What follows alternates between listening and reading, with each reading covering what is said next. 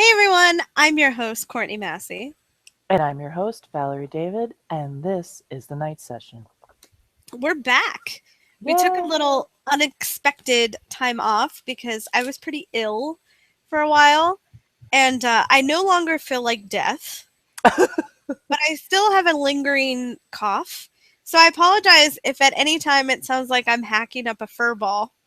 Um, but I did tell Valerie that if my coughing gets really bad, she has permission to mute my mic. And if I don't like And anything she's saying, I can turn off her mic.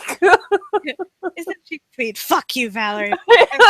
Okay, You'll feel better soon. okay. So we shall. So shall we get started? Yes, let's get started. Instead of making fun of me, uh, we, we will get started with the sound of Valerie's tears.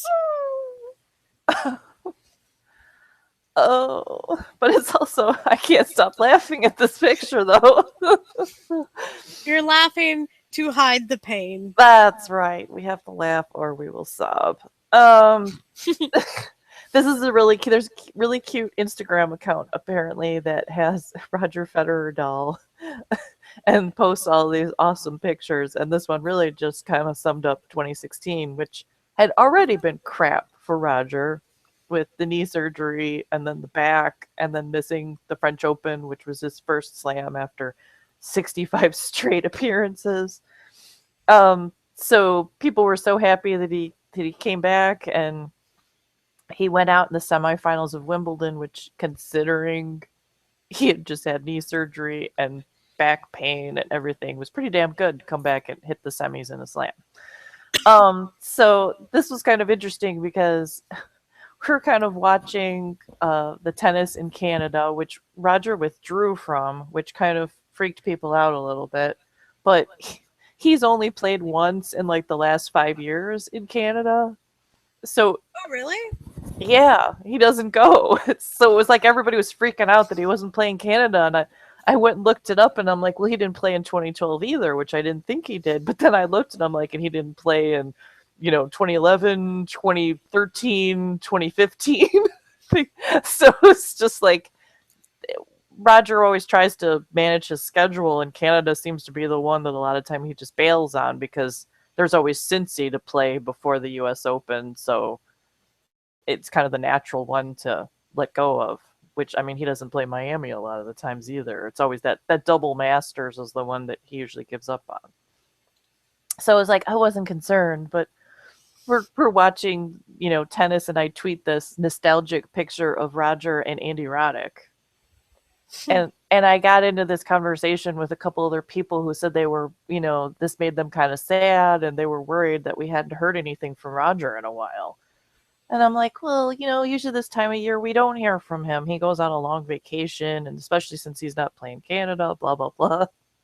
And honestly, like 2 hours later, I'm like on the laptop, I've got the TV on with tennis, and I glance up and there's this little, icon thing in the corner that says Roger Federer is out for all of 2016. It's like, what? Yeah, that was pretty shocking. I don't think anybody expected it. No, because it was like there was no news, and Mm-mm. he had seemed fairly positive after Wimbledon. Like, I'm still not feeling great. He had that bad fall, and he expressed concern about the fall because he was like, it feels okay now. It really hurt when it happened, and he's like, but Aw. I don't know what I'm going to feel like tomorrow. And then, I think we maybe heard something where they're like, oh, they think it's okay. But then we didn't hear anything for quite a long while. And then he withdrew from Canada. And so it was just kind of like, if anything, anybody expected was like he might play the Olympics and then take some time off or whatever. I Mhm. don't think anybody expected him to completely write off the whole rest of the year. But he released a statement that said that it turned out that he needed more extensive rehabilitation following his knee surgery, and that after consulting with his doctors, they told him, if you want to keep playing, for a few more years, you have to stop now. and fully heal up everything. Yeah, and you've talked about this on the podcast, about how athletes don't really give themselves enough time to properly heal. Yes. And that was like when Rafa had that 7 months off, and he came back and he freaking won everything. And people were like totally stunned, and it's like, well, yeah, he was resting for 7 months, like every little, cracked, pulled, aching, whatever, had time to heal up, and then you come back and you're like a new player. Yeah. So Roger had said actually before Wimbledon that he wanted another month, that he wished Wimbledon was a month later because he didn't feel ready. And he played anyway, which he probably shouldn't have. But I think he was trying to salvage something of the year, and he's not getting any younger. Mm-hmm. And I mean, he got to the freaking semis, but I could tell in those last couple matches, he was pushing his body beyond where it was ready to go. And that was why I got so angry at people that were mad at him losing. Because it was like, are you not watching the same thing I'm watching? He's like breaking his body, in an effort to try to win this match. And then it's like, now he's taken, the next 6 months off. It's like, are you still mad? Yeah, definitely. Gosh. So, and I thought it was interesting because the last sentence of his statement was, I am as motivated as ever and plan to put all my energy towards coming back strong, healthy, and in shape to play attacking tennis in 2017. And I thought that was such a funny way of putting it, because it was kind of like, well, I could keep playing crap tennis. Yeah. Behind the baseline, just playing defense. But I want to play attacking tennis, damn it. Yeah. It was just like, it's like so Roger, because he's so positive. Like, even in the face of the most dire things, he's always been like, oh, well, I'm fine. I'm going to be awesome. I'm going to be awesome again. I am awesome. Don't forget who I am. I'm Roger freaking Federer. I was just going to say I'm Roger fucking Federer. Yeah. So, I liked that part of his statement, because I just thought that was so funny. It's so Roger, where it's just like, not, oh, I hope to come back and maybe play, I'm coming back and I'm playing attacking tennis. Be ready. I'm a murder everybody. Just straight up murder. That's right. So that's like the upside of Roger. It's like, it's gonna suck. We're gonna see what the tour is gonna be like without Roger. I mean, even a lot of the players were making comments that he is a big part of the tour, and the reason that they get as many spectators as they do at a lot of these tournaments. So people are gonna feel it. It's not like tennis is gonna completely fold up because Roger's not playing, but I think it's gonna change things a little bit. Yeah, definitely. It's gonna be definitely weird, because it's weird when he's not there for like a few months. Right. And even in the season, after the US Open, I always kind of clock out in the tennis season. I'm not gonna lie. After, I think there's a Davis Cup after the US Open. Yeah. There's Davis Cup in the fall, and that's usually after that I kind of check out of the tennis season, because it's a long tennis season. Yeah, it is. It's hard to be a fan for 11 months. Yeah, and by that time, I'm like, okay, I'm out. So, but it is strange to kind of know that he's not there. Yeah. The presence of Federer. Yes, and for Fed fans, the fall season is a lot of times when he's played really well. Because it's indoor, a lot of indoor tournaments and stuff, and he goes home to Basel, and so for Fed fans, this is a really sucky part for him to miss. It's like, if he misses the clay season, it's kind of like, eh. Yeah. It's going to be hard to have, and it's going to suck for me, because I'm going to be in Cincinnati. Yeah. And which leads us to the next tab, which is no freaking Stan at the Olympics either. He played this last match at Canada, and it was another one of those horrible matches where he started out really strong. He was playing Nishikori, and then, Nishikori looks like he doesn't know how to play tennis, and then Nishikori always comes back. And suddenly... I'm sorry. Just the way you said that. Nishikori always looks like he can't play tennis. Yeah. Just the way you said it just floored me. I'm sorry. I have a little contempt. No. Well, it is. It's just kind of his MO that he kind of looks, oh, I'm injured, I'm tired, I'm going to fall down dead. And then the next set, it's like, oh, look, I'm a champion. But Stan started kind of like looking completely frustrated and like he couldn't do crap. And then, the third set did not go well at all. And then people, of course, started in with the, oh, he doesn't care. He's not trying. They compared him to Burdick and Tomic. And I'm like, boy. Really? Oh my God. I would not want to be around you when someone says that. I'm not going to lie. I'm running the hell away. I don't like when people just make such blanket judgments so quickly. It's just like somebody misses a serve and half of Twitter goes, he's a complete loser. He doesn't practice enough. He's a drunk. It's just like, it was 1 point. Oh my God. And it's like, it's not like Stan is ranked, 144 and is wasting his talent. It's like he's in the top 5 and he's won 2 slams. He's, not an underachiever. It's not good enough. It's not good enough because it's not Roger level. It's just, But in any case, this particular photo he hit like one of the worst shots ever on earth. It was like the ball bounced very close to the net, but it was just one of those things where you're just kind of give it a love tap and send it over. And he tried, because Nishikori was up at net, he tried to do something slightly fancy and hit it horribly, horribly wrong. So the shame was this great that he covered he actually pulled his shirt up farther than this and tried to button it over his head. Oh my God. I love that. Yeah, so even in the midst of this horror, Stan was still being amusing.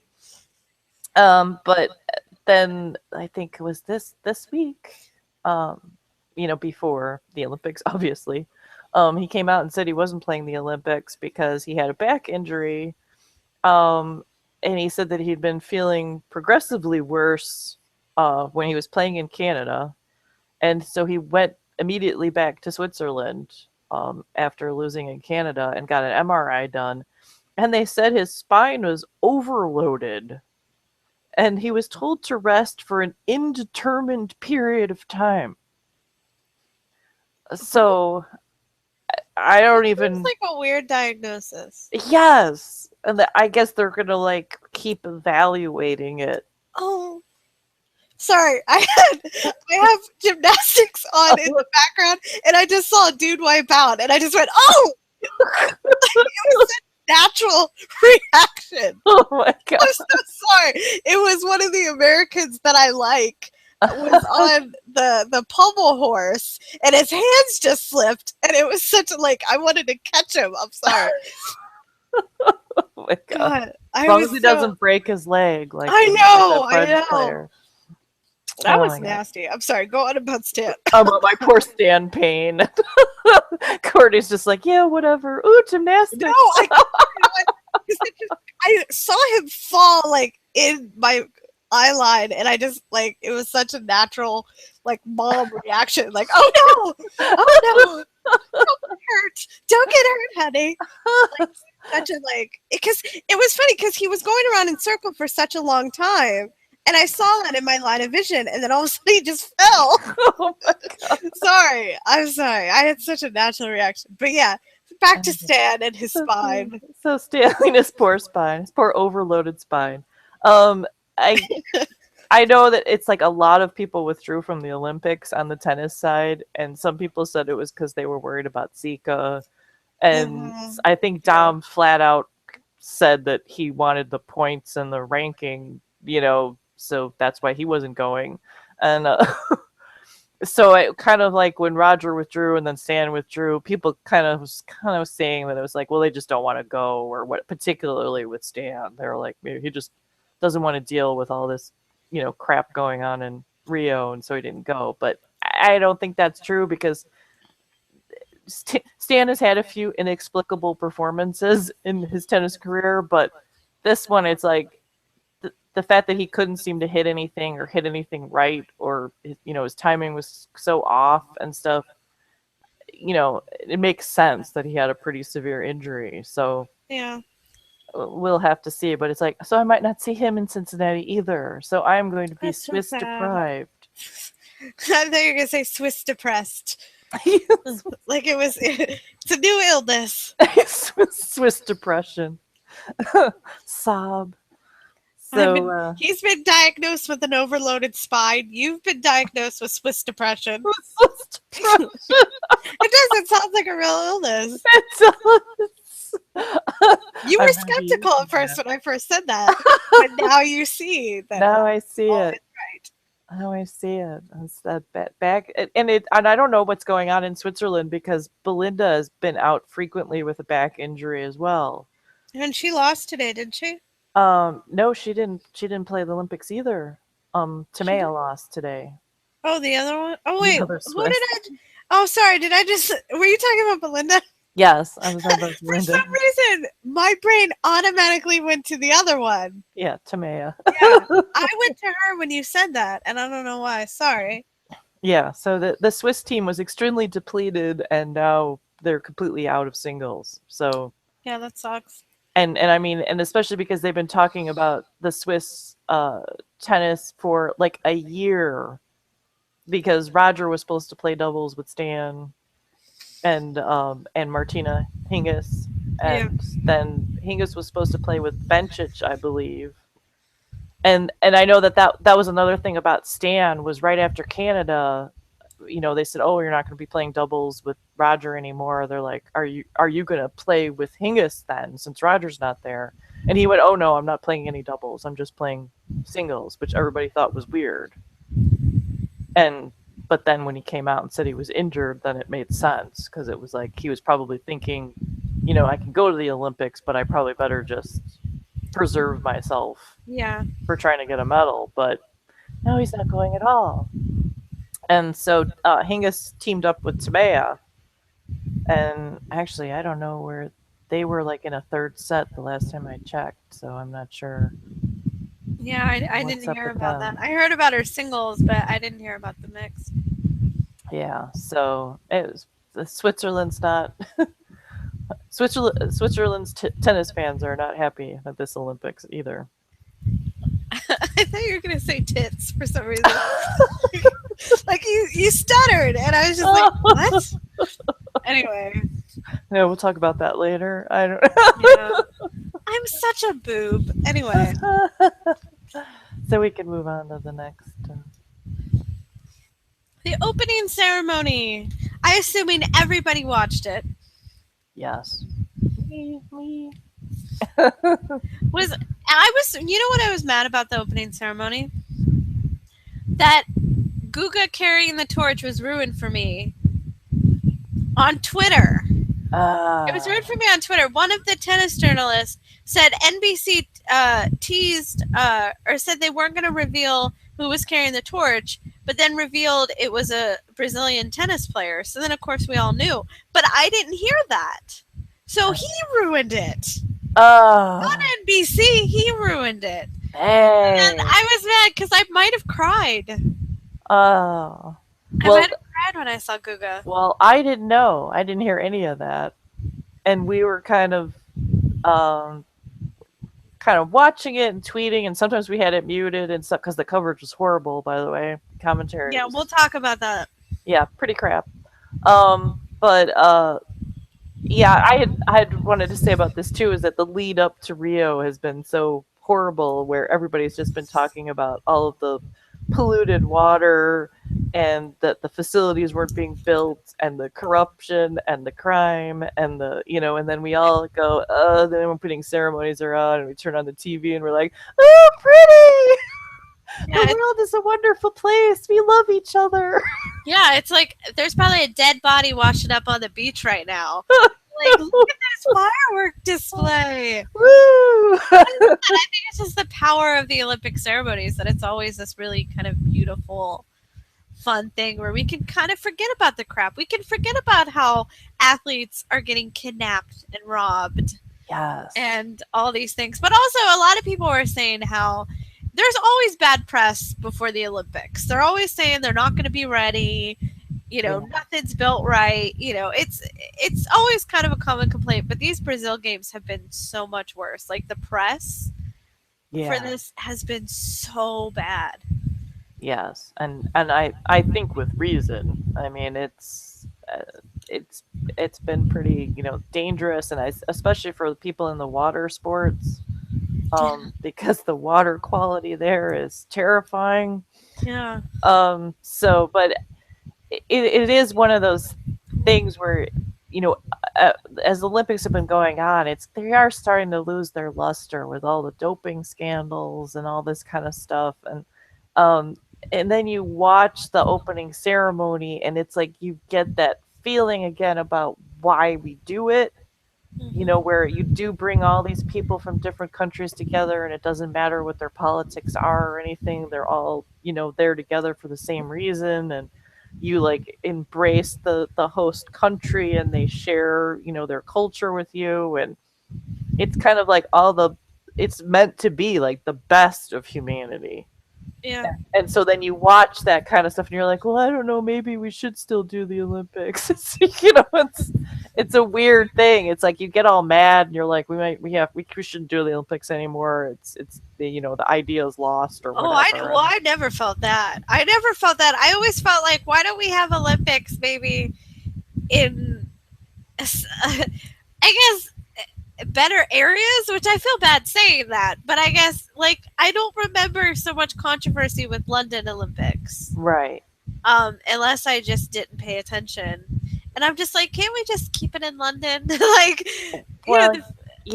There could be maybe something like you could have like one location per continent or something, and maybe like that, or have celebrate different countries, but maybe have it in a certain place. I don't know. I just right. And I also don't understand why they can't get things ready. Like, I found out that they knew that they were going to be the host since 2009. Right. So 8 years. And so it's not like you have 4 years to get ready. And I mean, you have a lot of time. I don't understand why it's not better. In a way, I think it might be because it's too much time. Because I think it's all, a lot of it's political and stuff, and it's 8 years away, and they just drag their feet, and like there might even be different people in power after a couple years. And I know Brazil itself has had a lot of trouble politically and financially, and I know they're struggling a lot right now. So that sucks. Yeah, and that's what it is that the thing that's happened too is a lot of people want to host the Olympics because they still have the idea somehow that this is going to make them money and like bring tourism in, and it never works out that way now. It's like it puts the country further into debt, building these massive multi-million-dollar structures, and then as soon as the 2 weeks are over, there's no one staying or coming back, or in those stadiums, fall empty and into disrepair. And, it's getting to where it's like you can't just grant it to anybody. It has to be somebody who can actually sustain it. And it should maybe be in some places that already have big stadiums and places to host the Olympics without having to like rebuild a whole city, from scratch every time. Yeah, it's tough. But yeah, and we were discussing how NBC's coverage was terrible. Just awful. And what was really upsetting was that they delayed it. So we were already behind everybody on social media who was tweeting about the Parade of Champions and all that kind of stuff. But one of their reasons for it was that so that they could curate the event and explain it to us. They had the crappiest dialogue during these countries. It was the most xenophobic, horrible stuff. It was just like every other country was just war torn and people were murdered or being threatened to be murdered and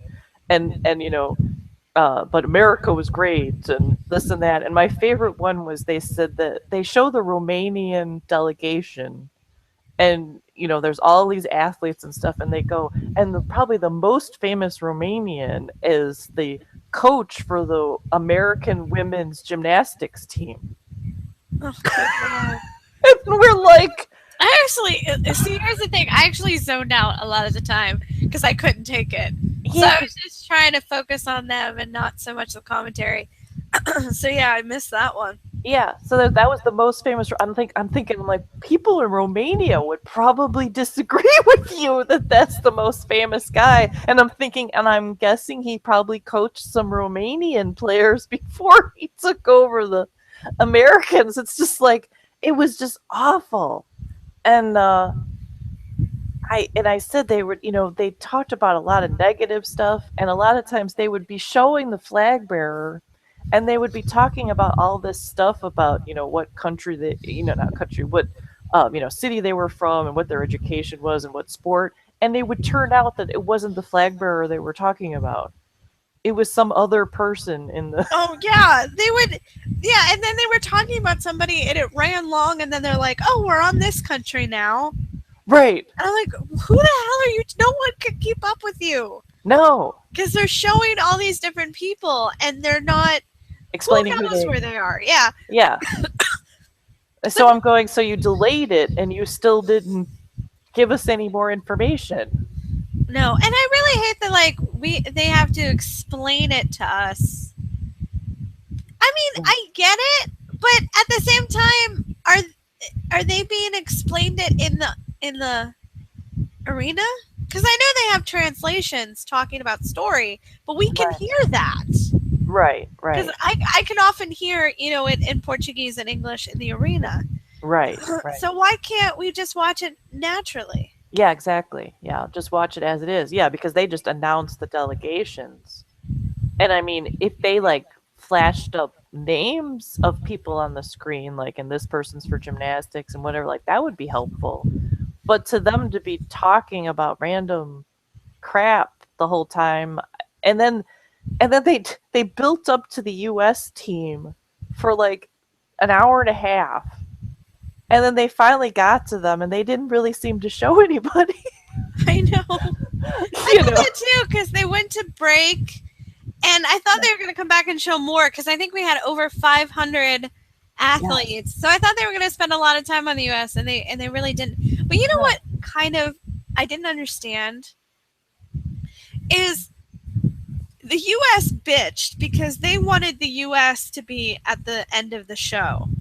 And use, instead of the Portuguese alphabet, to use the English alphabet. Right.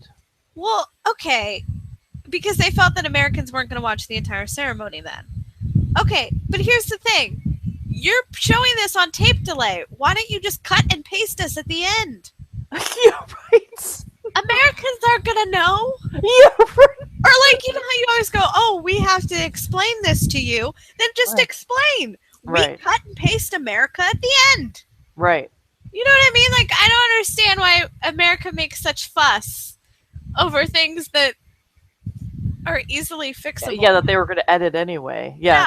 Exactly. We have to show it exactly in order, even though we're going to show it whenever we want, and 4 hours late on the West Coast. It's just, it's insane. And then it got even better because we were ticked off about the coverage, and a lot of people were about why was it delayed, and they just wanted to put more commercials in, and et cetera, and NBC gave an explanation that were about wanting to curate and all this kind of stuff, but then the guy added this on.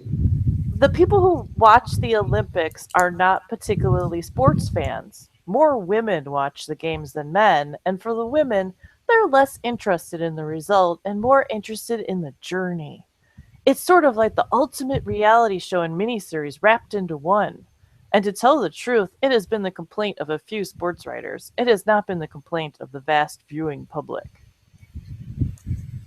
And every woman on Twitter just started screaming. I know, like, I tried to be nice, and I was just like, fuck this. Like, I was so annoyed at this. And I think everybody naturally was, but it's just like, oh my God, like, yeah, I'm just sitting here with my wine. Like, oh, who's this? Oh, that flag, that's pretty. Like, what the hell? Yeah, it's like, oh, I want to hear about who's divorced and whose parents were killed, and that's all I care about. I don't care about who won. It's funny because I like to hear certain stories, but I think those are more like talk show stories. Yes. When they're actually showing the Olympics, I want the sport. I don't want it to pause and then go to this story because I find that boring and it takes me out of it. Yes, and I was thinking back on it, and I was going, okay, I was a kid, and I can remember watching something like gymnastics or figure skating or whatever, and they would, show you like three people, and then cut. You'd hear the music, ta-da, and then you go, no, and you'd be like screaming because they're gonna show you like some half-hour piece on some athletes where they stare off into the sunset and they tell you all this overly dramatized stuff about their life, and it was like, and then they come back and go, and it's over, and you're like, but what happened, and where was the Italian team? And it's like, even when I was a kid, I was like not wanting just drama or to only see Americans, or it's like offensive in this day and age. To say that women just are a bunch of airheads who are cleaning the house and just watching the Olympics for the stories. They want their soap operas, their stories. Yeah, the soap operas. And I think it's also a very American mindset as well, because like I'm going to use this as an example. I am obsessed with the Great British Bake Off. And the thing about the show is it's not about drama. They all act like they love each other. They all help each other in the kitchen if they need help.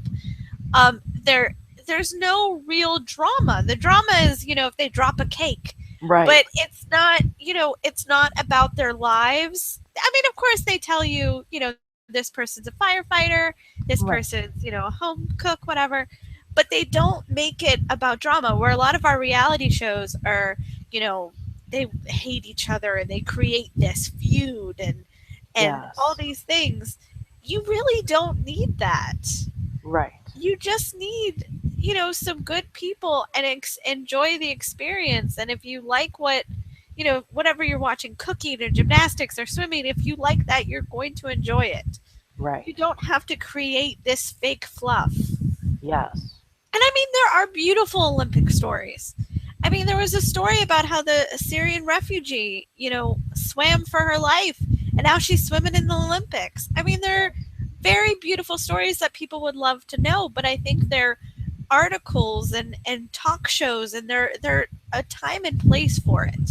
Right, and that's and that's the thing too. Now it's like, it's not like we only have 3 channels showing stuff now. We have all of cable. We have the nightly news. We have morning talk shows. And we have all of social media, and still newspapers and magazines, and so it's like you could cover all of these stories, and people will still find out about them and be invested. Mm-hmm. But yeah, when it's actually the event going on, I want to see the event. Exactly. So we can move on to the next one, which. Roger just had to break our hearts during the opening ceremony, because he is extremely sad that he couldn't be there, and then we were all sad. So this was just horrible, because I can remember that when Roger was going to play the 2012 Olympics, he told a story that 4 years before, when he hadn't won a gold, he talked to his mother and had said, I'm planning on playing in the next Olympics, and I can try then. And his mother said, "Do you realize how old you're gonna be?" She was like trying to be nice, like, you're gonna be 30. You might maybe you won't be able to play. And he played that Olympics, got a silver medal, and he was going to play up to this Olympics. And that was a lot of things that he kept saying when people were talking about him retiring was, I'm planning on playing in Rio, Yeah. And he didn't say he was going to retire after Rio, but that was like a definite marking that I am at least playing this long for sure. So he was going to be able to play like another Olympics. And so the fact that he couldn't play is just like, heartbreaker for him and for us. Yeah, and like, I've always said I've never been such a huge Federer fan, but as soon as I heard that, I was like, no. I know. Like, I got emotional because I think certain players, like I think it was Sam Querrey, said that when you're in a team sport, the Olympics don't matter. And you don't, it's meaningless. And I don't agree with that. I think that's a really shitty attitude that I rarely hear because I don't play sports and I want to be in the damn Olympics. Yeah. Like, in my head every year, I'm like, what can I get into that I can get in the Olympics? Because I just think that's a goal for people that even don't play sports. Yes. Like, it's such a meaningful thing. Right. And I know it meant so much to Roger to make it to that point. Yes. And there's so many athletes that are kind of on the cusp of, this is going to be their last or could be their last. Right. And when you don't reach that, it's soul crushing. Because especially now with his injuries and everything that's going on, making it another 4 years, that's tough. Right. And this was, it was especially upsetting to me because I did not have any plans on him medaling at this Olympics. He was going to play doubles and he was going to play mixed doubles, and I was getting the impression that he was just so happy he was going to be there. Yeah. And he was just going to play with everybody and just enjoy the whole Olympic experience. Yeah. And, see how far he gets and stuff. And I was so excited to be able to watch that because it's like we'd be able to see him in, 3 different events, and, he and Stan will hopefully have fun. And, and it was like, so that was just like, not only does he didn't get to play, he didn't get to reach this milestone, and then it's like he, didn't get to play with Stan, and then Stan's not going either. It's like the whole thing just like imploded. Yeah, it really did. A house of cards just collapsed. It's like, can we just move the Olympics? Can we just try again next year or something? Can we just not do the it's not ready yet. So let's exactly just like another year. Yeah. And then we'll do it. Yeah. This was a trial run. It didn't work out. Let's just start over. Everybody's breaking legs and stuff. Like, everybody's getting injured. I just saw another person from the corner of my eye get injured. I don't know where he was from. Everybody's getting hurt. So let's just tape them up and let them heal, and let's do it again. That's right. Sounds like a plan. We've got it sorted. So here was the American team, which it was so funny. As soon as I saw them, I'm like, apparently Ralph is doing the clothing design again because they all look like they should be on the boating team or something. But it's cute. I think it's cute. There have been many worse outfits for sure. And and also the worse. That's what they were going for. It's not. Well, it's been worse. It's been worse. Well, I know a lot of people were really upset about them because they've got boat shoes on and they're multicolored. I thought they were cute. It's like it's the Olympics. It's have fun. I don't like it when it's boring. Yeah, I think they look fine. Yeah, and I said the boys' pants are extremely tight. Oh yes, we will zoom in on. I think this was the photo that you were responding to. Yes, especially Denis. It's like his are like seem to be like way riding much lower than everybody else's. And then of course Stevie Johnson has his phone in his pocket, which I don't even know how he gets it out of there. He's like got a pair of tongs or something. One of the other guys has a pair of scissors in their pocket. pocket scissors to cut that out of there. There you go. You would think. I wonder if there's, because sometimes aren't there pockets like inside suit jackets? Yes, you would think that'd be a better. You would think that would be better because they all film it, them walking. Yes. Everybody going woo, So you would think it would just be in your hand, really. Yes. And nobody else has their phone in their pocket. No. As we stare at their crotches. Actually, Brian Baker might have his in his pocket too. Oh yeah, Brian looks like he does too. Well, Yeah. they're weird. They're both. They're both. It's habit probably, Yeah. but it doesn't look good, guys. You're distracting from what we actually want to be looking at. So that's our special message about the U.S. team. Go for gold, guys. Go for gold. But we can move on. The flag bearers. First of all, I just want to say about the flag bearers. Did anybody know Gilles Mueller was gonna do the flag? I found out maybe like an hour before someone listed who the flag bearers were, and I was like, "Oh, cool! Gilles gets to do it." And then I forgot again. And then when they did Luxembourg, we were like, "It's Gilles!" He popped up, and I went, and all I said was, "Hey!" And my mom went, "What?" And I go, "He's a tennis player. No one said he was gonna do it."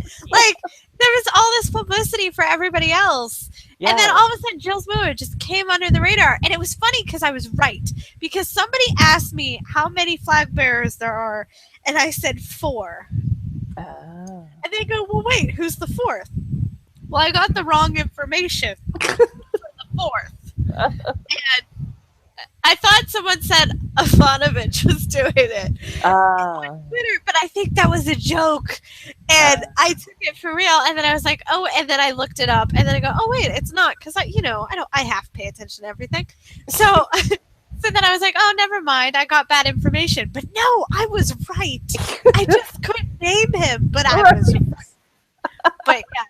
Anyway, but obviously the cutest flag bearer was Rafa. Yes. He was just like grinning from ear to ear the whole time. It was so adorable. I love because normally the flag bearers don't turn around or move a lot. Right. And I love how when he turned around and started yelling "Vamos" to everybody and then telling everybody to like move up closer or whatever. And he was just so happy. And then in the back, I could see little Mark Lopez jumping up and down. And it was the cutest thing. Yes. Yes, they were like so excited. Yeah, and then Rafa he was like surrounded. Yeah. and my husband was going, I've never seen a delegation like stalking the flag bearer. It's like usually they're out in front a little bit. Well, yeah, I think Rafa started in front and then he kind of said, no, come in, because he did that after he did the Vamos. But actually there was a couple in the USA, Michael Phelps, people were in front of Michael Phelps because they got so excited. Yeah. They went ahead of him. And I'm going, no, go backward. Go a little bit. And they just got ahead of him because they were so excited. And there was a few delegates that they got too excited and got ahead of the flag bearer. Yeah. But it was cute that Rafa didn't want to be out in front. It seemed I know. like Rafa wanted everybody to join him because he was so excited.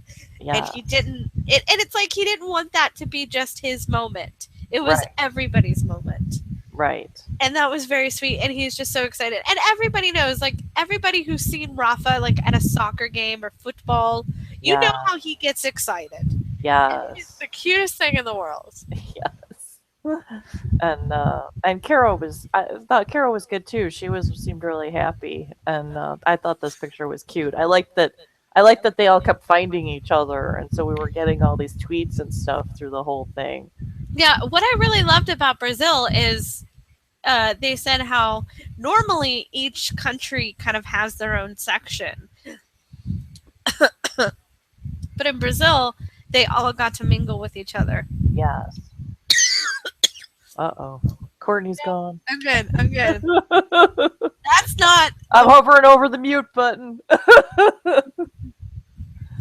Now, I tried to drink water and you made me laugh. That was almost a bad situation. I'm sorry. Yeah, and I liked how Andy Murray, when they first walked out, looked petrified. Like, he looked so nervous, Yeah. which we will talk about coming up. Yes. Which, yeah, you can move on to if you Okay. want to. Sorry, I was drinking water. But yeah, he looked very nervous. Like, he was very serious about, like, wanting to hold the flag correctly. And then he smiled and waved and started to get into it. But at first, he was, Yeah. But I understand his nerves. Because this happened earlier. They were taking photos. And they were yelling marching orders to him through a megaphone. And the woman who you will see looking terrified by the whole thing is actually royalty. Yes. And British royalty. And she looks terrified that he is going to take her out. Yes. And I like how they go, we've lost the princess now. No. Well, which that flag thing too has a giant point on the end of it. So it's like getting hit with that thing is not funny. I got impaled by Andy Murray. That's a different story. But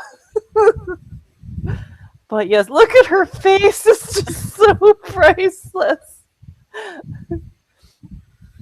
It's like, did I have to stand next to him? And I love how the guy's going, that's good, and Andy's going, no, it's not. That's right. Like, don't lie to me. And I like how the one girl goes, that's good enough, that'll have to do. And like, but I don't understand why somebody couldn't just go over and just position it how they wanted in the photo. Yes. I don't understand why they had to make him just guess and go which side, And they kept going, do it downward. Okay, now straight up. Now over a little more. Like, just help a guy out. Yeah, they should have, because it was like, you could tell it wasn't clear to him, because it's like wherever he held the flag, it would be in front of somebody. Yeah, and she wanted it on the other side, which you see in the beginning. She goes that way, and then they go left, and then she makes a face like, are you kidding me? And it's just, he's struggling so much, and everybody's laughing, but he's like, I want to do it right. I just don't know how you want it. Yeah. And so, poor Andy. Yeah, I'm thinking maybe that they wanted him to extend it out front of him, and I think he kept trying to put it up. But I mean, they were giving him weird instructions because they put it between you, and it's like, where's it going to be between them? They said first do it left at an angle, left, but then he would be blocking people. Right. And then, so they told him to the left, but he'd be blocking her. So then they said, well, put it down. So then he'd have to put it down like this. But then you don't see the flag. Right. And then they go, put it straight up. And then they said, okay, down a little. What? Instructions were bullshit, Andy. Yes. And poor her, she was terrified. Her life flashed before her eyes. Yes. Oh, man. I lost an eye posing for a photograph. She'll be a princess with an eye patch. No, pirate princess. Oh, my gosh. Speaking of flag bearers. Oh, my goodness. And I will not say his name, so you can set this up. Oh, you know what? I'm going to try to say it, but his first name, I believe, is Pita. Hopefully I'm pronouncing it correctly. And it's, oh my goodness, Taufatofua. Taufatofua. I think that's how you say it. It's a very long name. But he's from the country of Tonga, which I was telling Courtney that I was glad I didn't do any stupid tweets during the ceremony because people kept talking about Tonga and showing this picture, and I thought his name was Tonga. But that's understandable because we're tennis fans, and that's very close to Sangha. Exactly. So it's I totally think that's a natural mistake. Exactly. So, but Tonga is a cluster of little islands in the southern Pacific. They are like way out there, and I think there's only like 100,000 people. But apparently, he was born in Australia and lives in New Zealand. Oh, I love New Zealand. Yes, but he's his father was from Tonga, so he decided to play for his father's country. That's nice. Oh, yeah, which is nice. And they said that he wanted to do a very traditional attire if he got to be the flag bearer. Did he know beforehand what that would be? I do believe so, but I don't know if the oil. Yeah, like I didn't even, and I mean, I kept watching it, going, "Is it glitter? You know, did they spray him before he came out? Because he's so shiny." Yeah. And sorry, go ahead. I was just gonna say he's lovely. Well, I was going to say, we talked about how the NBC broadcast in America was horrible. Well, they had their host, Hoda, and was it Meredith? Who was with her? Oh, I don't even know. Yeah, Hoda. I don't know. I know Hoda was the one that I think started this. I didn't know if it was like Meredith or whatever. Some Today Show woman was co-hosting.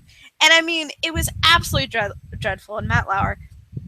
But at this moment, Hoda pepped up, and she goes, "Oh, let's slow this down now."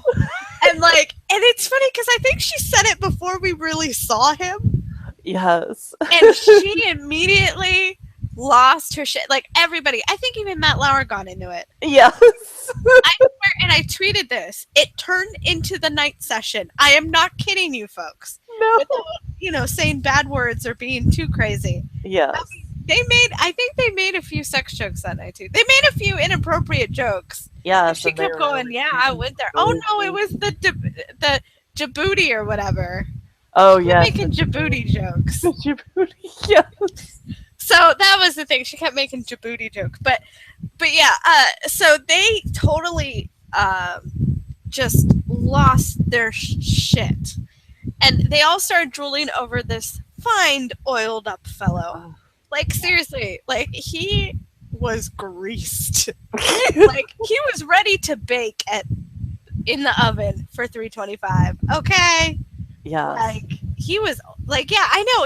He's so shiny. And like you said, you didn't know if it was glitter or what, but they really, I wonder what oil that was. What type of oil? Was it Crisco? Was it baby oil? Olive oil? Was it? Olive oil. Oh, it's coconut oil, maybe? Was it extra virgin olive oil? We don't know. Not after this, not after these games. I think someone tweeted that he's the reason that each Olympian got 40 some condoms. Yes, and then apparently someone else commented that 9 months from now he's going to have so many deformed babies. Because of the Zika thing. No, it's it took me a minute when I read it. I was like, what? And then I was like, oh my god. That is dark. It is super dark. It is dark, man. It's so wrong, but okay, here's the thing I want to know. Did he oil up himself? Or did someone oil him up? And if so, who is that person? And how did they get there? Because if the Olympics needs a oil up the flag bearer work position, I volunteer as tribute. Oh my god. And also, you digged up, I think, some information about him today, with him being in Australia, New Zealand. I found out that I read somewhere today that apparently his Instagram is filled with pictures of himself shirtless and holding puppies. Oh my gosh. Right? I haven't looked at it. Yeah. I feel like I probably wouldn't have done this webcast had I looked. But you didn't want to get lost in there. I would have been indisposed. I'm sorry. But yeah, so he looks like this. He doesn't mind sharing that he looks like this. Yes. He takes pictures with cute puppies, and he also apparently has devoted a large part of his life working in homeless shelters. Oh, shut the fuck up. That's what I read. These are lies. He's not real. No, he's a book character if I've ever heard of one. Exactly. Real people don't look like this. Oh, we might not Act finish like this this. podcast. We're just Sorry, gonna yeah. keep watching the. I know. I thought that too. Like, I have not looked up from that. And, like, I forgot what I was going to say like 20 times in this thing. Because every time I go to say something, he does that look, and then I'm like, Yes, I know. oh, I know what I was going to say. I was going to talk about something very serious. Oh no. As I said, I did have an issue. You know, there is kind of like a divide about how it comes across when a man compliments a woman in a profession on her looks. Yes. Like, due to the fact that, like, sexism and oppression have been so strong, you know, for women since the beginning of time. Yes. And I realize, like, we, like, perv over him and stuff, and I realize there's a double standard, and it's a fine line, and it's kind of difficult to navigate for men. Because they don't want to, I'm sure they don't want to sound sexist, but it's hard. Right. However, when you already have the worst words imaginable, it just, there's no helping you. Because Matt Lauer, I don't know if you heard this, during the podcast, during the ceremony, Gisele Bündchen, the model, did a fashion walk in the ceremony. And multiple times, did you hear this? Matt Lauer referred to her as one of Brazil's greatest exports. Can we stop? Can we not call women exports? Yeah. Like, as soon as he said it, I went, oh, I don't like that. Yeah. Did you hear that? Did that No, I make you didn't. cringe? Or was that just me? No, I didn't see that part of it. So, because we came in late, so I missed that. But you know, it's a common phrase, so I might not have picked up on it. But now that you say that, it's kind of like you've got some cargo over from Brazil. Look, it's a model. It's like, you know, exports goods and services. And Yeah. like, it's about a person, Yeah. especially a women who, you know, are dealing with sexism and oppression. And it just kind of made me feel weird. And he kept saying it. It wasn't that he just said it once. It was his tagline for Giselle. And it's like, Right. can we not? Yeah. Yeah, no, that's interesting. Yeah, that's the kind of thing where it's like a lot of things it's so ingrained in the, you know, in the culture or whatever, and a lot of times you just don't even pick up on some of it unless you really look for it, or it sometimes something will just strike you and it's like, ugh. Yeah, like as soon as he said it, I went, ooh, shit. And then he kept saying it. I'm like, okay, no. That broadcast, man, that was just terrible. It was really bad, and I always get upset because I feel like tennis Twitter, at least the portion of it that I live in, always seems to be extremely hard on like all of America. Like if one person out of a billion says something stupid, it's like, oh, typical Americans, they only care about themselves, blah blah blah. And I get really offended by that, and I always end up turning into this like super patriotic Republican you know, thing, and it's like, this isn't even who I am, but I like get so offended. But I was listening to this broadcast, I was just like, oh my god, ew. It just painted us in such an ugly light. It's like we're just, you know, there was this part was the only positive part, was them perving over a guy. That's pretty sad when that's the highlight. That's when we go, all right, this is quality. This right here is quality. But yeah, and there was another part of the broadcast where Brazil took quote unquote credit for being the first to discover flight, and they had a very beautiful segment of a guy flying in like a paper looking plane. And Matt Lauer kept saying, what will the Americans back home think of this? And like, honestly though, like I know a lot of people like are down on America and stuff, but I kind of get it most of the time. Sometimes it bothers me, sometimes it doesn't. But this, I was like, who cares what we think? Like, This is Brazil. This is their moment. Who gives a shit what we think? We're voting Donald Trump as president. We shouldn't get vote anymore. Like, we as a species are kind of ignorant. Like, we kind of proved that we're not that great. Like, that we, so maybe people shouldn't ask our opinion all the time. Like, I mean, I love living here, but let's face it, we're not the brightest people, and shit happens to us. We're not perfect. Yeah. And America just acts like, oh, we're, tries to bully everybody and act like, oh, what are we, America, gonna think? And it's funny because I think someone in Brazil, I can't remember who it was, tweeted that Donald Trump is not going to like the opening ceremony.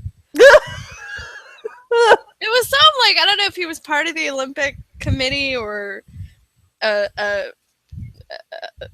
political official, but somebody said Donald Trump will not like this. So that was funny. But anyway. But moving on. We should probably move on from. Moving on. We're going back to tennis, which is what this podcast is for. But yeah, this was part of the, we were saying that it was all this bad lead up to the Olympics, but then, once the opening ceremony happened, there was all this like cute stuff, and it was just hard not to get caught up in it. And I love that, like I said, everybody kept finding each other, and I love this was from Serena's Snapchat. And it made me laugh because whenever my husband and I talk about Angie, we're always like, Angie! So when I pulled this photo up, it's apparently Serena does the same thing. So I just thought it was really cute. I love that. One of the things that I love about the Olympics, not just the tennis aspect, but I love how everybody like loses their shit over one another. Like all the athletes, and they're like, oh my God, there's Michael Phelps. We got to get a picture. Oh, there's this person. Oh, there's Serena, from other countries and other sports, like just totally in awe of each other. Yes. Because it's just like, they're like us. Yeah. We do that to them all the time. And now they're like Genie Bouchard just tweeted a few hours ago that she just saw Michael Phelps and was too shy to approach him. And I'm thinking, if women as hot as Genie Bouchard are nervous to approach Michael Phelps, like, shit, man. Like, even I just take a deep breath and run up there and go, can I get a picture? Like, exactly. God. Sorry, I just had to add that. You're Genie freaking Bouchard. Fucking hot. Why are you shy to go up to Michael Phelps? Yeah, exactly. Like, are you kidding me? First of all, he's spoken for. You don't have to like flirt with him. Just freaking ask him for a picture, man. Exactly. Like, you're freaking gorgeous. Are you kidding me? Sorry. Anyway, it is kind of comforting to know that hot chicks are shy around dudes too. It's just, I don't find that comforting. I find it stupid. Well, yeah, it is. You're just like, what the hell? If I look like you, I wouldn't give a shit. But at the same time, it's comforting to know we're all the same. Yeah, that is the message of the Olympics, Valerie. We're all the same. We are all the same. We could all be shirtless and oily right now. Exactly. I might be, bitch. You don't know. I don't have my camera on. I am oiled up. Woo! My laptop might slip away. I was gonna say, well, I heard feeling pretty slippery after looking at that animation for that long. Oh. Hello. Heyo. Anyway, sorry, Jerzy. We had a moment. So I just thought this was so cute. The two of them, they've done commercials before together and stuff, and they are so adorable together. And I thought there was this funny thing that those of you probably know LaWanda on Twitter. She always has awesome pictures from events and stuff. And she tweeted out everybody's, all the players' Snapchats at the Olympics. Mm-hmm.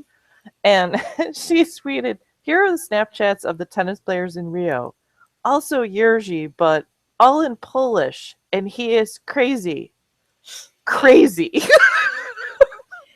does seem super crazy. Like, I haven't seen his Snapchat or anything, but like I've seen like videos he makes, like the one with Rio where he's like, we're going to Rio, like really high pitched and weird, and you're just like, what are you doing? I don't know, but I kind of like it because you're weird, and we've established that I kind of like weirdos. That's right. So Yeah. He's very Oh. colorful. What did we come up with? It was erotic weirdness. Was that what it was? I don't know. I can't remember. I but think so. probably. I think that was during the stand in a castle Yeah. segment. I think it was we established you liked erotic weirdness. Yeah. So I just Turned on by weirdness. But yeah, and I love how serious he is. Like, this is mine. yes.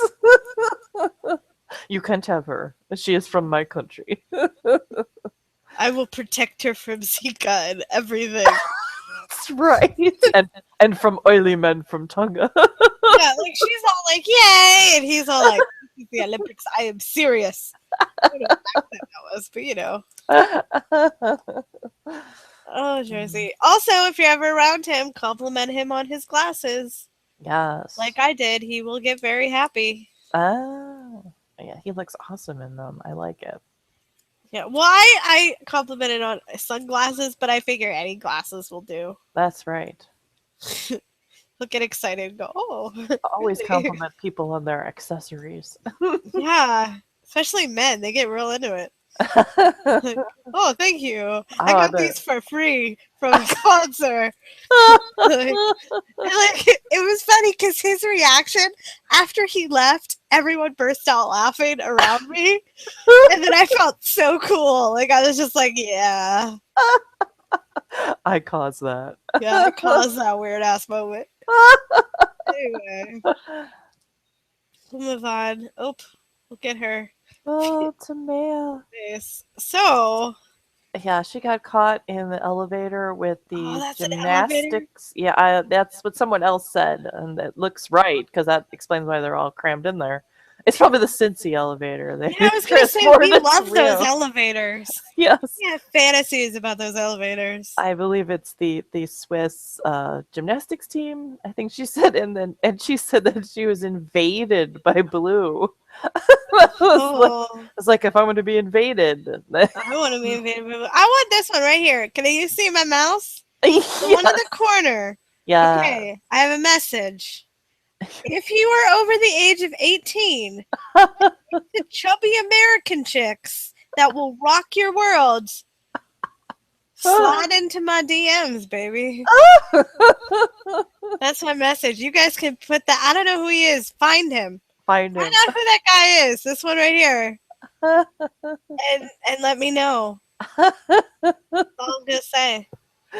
That message has been sponsored by the night session. We got our own free sponsorship.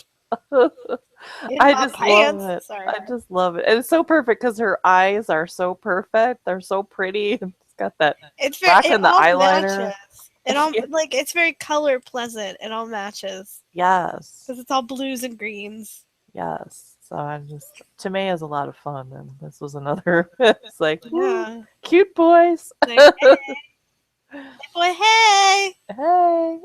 And gymnasts, they're bendy and Yes. muscular. Yes. So, you know what's up. Just saying. All right, we shall move on to the French. Oh, crap. What happened? They tried to get away. Sorry, it slipped. I'm oily. I thought this was so awesome because it's like, here's the French team. You've got Pierre in the background working out. He's still cheerful. He's all smiley, but he's working out, doing what he's supposed to. Joe's on social media sharing everything, and Benoit is like taking a time out. He's taking a panda nap. A panda nap. With the hood up too, like, don't bother me. I'm in my Benoit zone. We don't know if he's, just sleeping, texting, in a mood. All of the above, really. Yeah, all of the above. I just saw. And in a way, Joe's gesture is almost like, this is what we have to work with. This is our team. We're going for gold. We're going for gold. Good luck with that. Everything looks fine. Nothing's wrong. We're all happy and going for gold. Going for gold. So, The Olympics have already. I wasn't. I wasn't ever sure how I feel about tennis in the Olympics. Actually, kind of like all. Oh, Kind of you like. were just anti-Olympics. Well, my thing is like I kind of like the old school thing where it's like it's a 18-year-old from some spit town in Kansas or something that gets their moment in the spotlight and all. And it's like, professional tennis players are making $1 billion and then they go to the Olympics and I don't know. And there's just, I never know how I feel about it. And also because tennis doesn't quite fit where it's like somebody plays 2 matches and doesn't get a medal and the other 3 people do. There's things about the way that tennis is. And the other thing is that these people get all excited. They come here with all the people from their country. They meet new people and everything, and they go out in the first round, and then it's all over. So that made me sad. And today, Venus lost this crazy match to Flipkins because she was way up in the third. And then apparently she tried to serve for it twice, and Flipkins came back twice, and then Flipkins was supposed to serve for it and got broken, and then they went into a tiebreak that flip-flopped all over the place, and somehow Flipkins won it. Sorry, I like how you said flip-flop Flipkins. Yeah, Like, flip-flop Flipkins. that could be a nickname. That sounds like a Brad Gilbert nickname. Flip-flop Flipkins. Sorry. Which, I mean, at least I guess that had some drama, but Grigor went out to Chilich. Jack Sock went out to Daniel, who's a Japanese player. Kakanakis, whom I didn't even know was playing. Yeah. I heard people saying, "Oh, he's in the delegation for moral support and stuff," and I'm going, I know. Everybody kept saying that, and I'm like, "What are you talking about? He lost his rackets. Why would he be worried about getting a new racket if he wasn't playing?" Well, yeah, and I was thinking, I'm like, I don't think they let you in the Olympic Village for moral support. Well, like, I didn't understand why everybody was saying, "Oh, he was just there," and I'm like, for support, and I'm like, "What are you talking about? He brought his rackets, and he was talking about how he has to, like, it's like back in like the club days, like the junior days, where he has to like borrow someone's racket." Yeah, it's like I guess everyone was misinformed or something because it was just out of nowhere. He hasn't played in 10 months. Yeah, and he said he was playing, so everybody had the wrong idea, and I'm over here going, maybe I'm wrong. I don't know. Yeah, exactly. That's what starts to happen. You're like, is there something wrong with me? Yeah, I was like, oh, I guess he's not playing. Well, good thing, because he lost his rackets. So what the hell? Yeah, so I was bummer that he lost today, but I'm so glad he's back because I really was bummed for him because he was doing really well. Then he screwed up his shoulder and as for more Americans, Kudla and Baker both went out. Baker to another Japanese player, Sugita, and baby Borna Butt lost. Oh, who did he play? He played Simone, which Simone was. I like Simone. I know, and Borna's young, so he can have a chance to come back. Yeah, he can have multiple Olympics. I know. It's funny how, like, the way the Olympics work, we kind of root for the old farts. Yes. Because they were like, this is their last time. Let them have a chance. Exactly. It's They're like, young. They can survive. Exactly. It's like, you'll be back. Let the old guy have it. And Simone was playing really well, but Borna fought really hard to get into a tiebreak. He saved match points, and then he just got blitzed in the tiebreak. So that kind of sucked, but well, hopefully we'll see him back again. And then, of course, we'll see him back tonight. Yes, we will. Did you forget what I said? I was like, what? Is he coming to my house? In your car. In my car. So, yeah, Aga went out. Oh, yeah, that was, and she broke a racket. Oh, did she? Oh, it's just because that's, I said it's so hard. It's like, people who are in gymnastics and stuff, a lot of them are in multiple events. The swimming, it's like, oh, I didn't do well in this one, but in the next race, I'll do better. Tennis is like, yep, you're out. Yeah. So it's almost like I wish they'd maybe do something like World Tour Finals and do round robins or something. I don't know. It just seems a shame that a lot of people just play one match and then they have to go home. So I don't know. I'm very sensitive about these things. And Sloane lost to Genie, which was another one of those horrible, it's a first round match, and it's like, can't they both win? I have an idea. Why don't they do 1 set, 2 set, and 3 set matches? Or 4 set, or whatever, 5 set, whatever. Like different set matches. In any particular order? No, like, how in other sporting events, there's different meters or Gotcha. different, you know what I mean? So, like, whoever wins 1 set gets that round, and then there's one that's 2 sets, or one that's best of whatever sets. You know what I'm saying? Like, yes. And have, like, maybe 3 different versions. So, like Roger could win the short round, and Djokovic could win the long round, and what I'm saying, like split it up where, like that. Exactly. Well, that's what I felt, because I was thinking, I'm like, could you like figure skating? Could they have like compulsories or something where it's like whoever gets the most aces, or it's like I was trying to think of things, because it's like to make it fit more into that Olympic thing and let people stick around longer, and I think tennis people would be more excited about the Olympics then too, if it was more of an Olympic style event. And maybe we can do team tennis, where like after so many games you tag in your partner. Yes. Let's do it. Let's talk to the Olympic Committee. Yeah. See, I have so many ideas, you guys. We have plans. I watch a lot of the Olympics. Like I could adjust this. Don't worry. I gotcha. So that's I think that's the Olympic fun, isn't it? I guess so. I will have to switch tabs. Yes, we will. So and I can tell you about that. Anna Ivanovic lost today, and she also said she is no longer playing any more Fed Cup. So even if she's done for Olympics then. Yeah, so she's done with everything.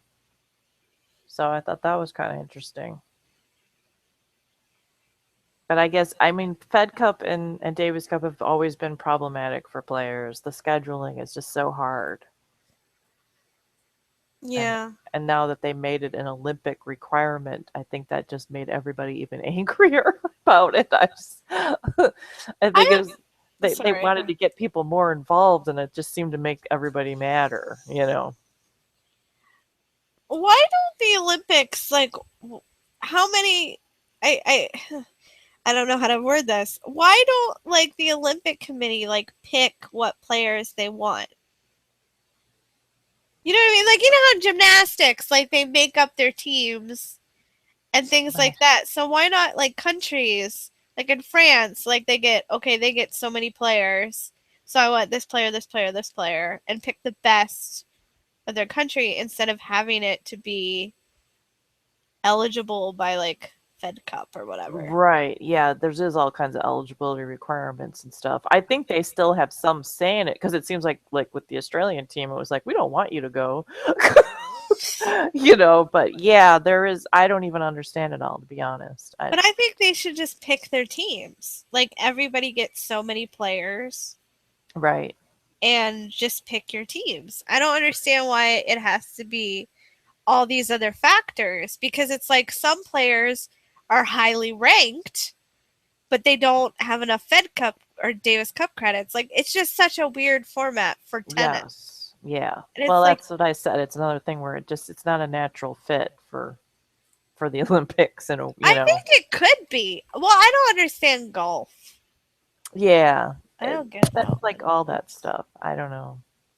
But I don't know. I think they could make tennis better. It's just it needs some tweaking. That's right. That's right. If they want to pay us money to come up with and develop these ideas. Yeah, man. That'd be so awesome.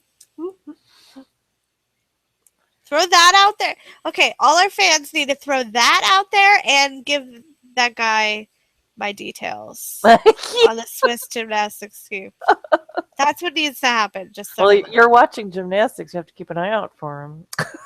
Well, they switched to volleyball. They've switched to beach volleyball because Carrie Walsh is playing. Sorry, I didn't know how to. She's hitting the ball. She's doing something out there. I don't know. I only care about the drama.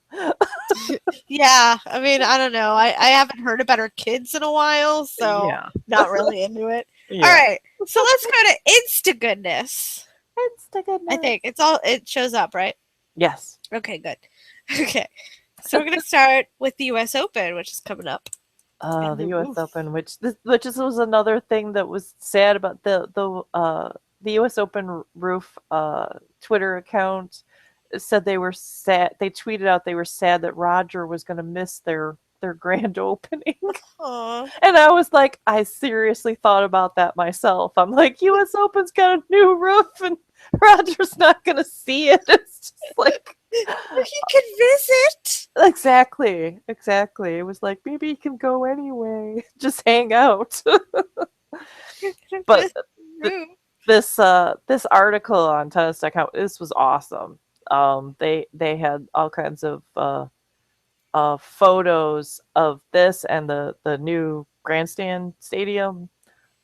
It's glorious. And it's like they have all these things. Well, like I said, 13 million pounds of steel.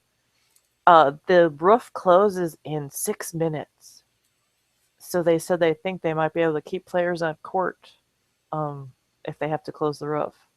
So it's not that thing where it's like, okay, we have to close the roof. You have to go away for a half an hour.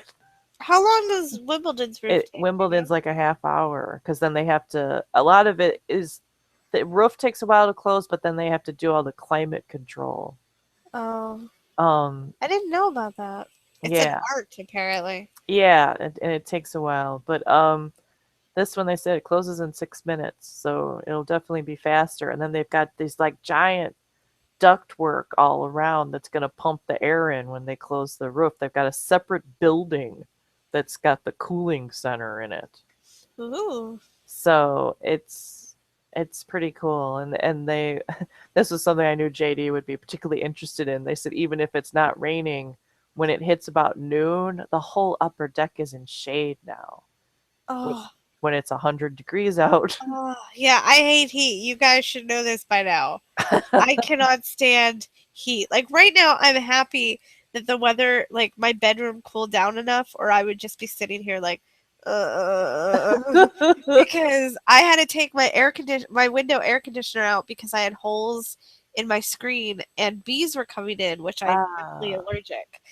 So I am just working with a fan, and I'm like half dead. I'm just gonna. I'm very oily.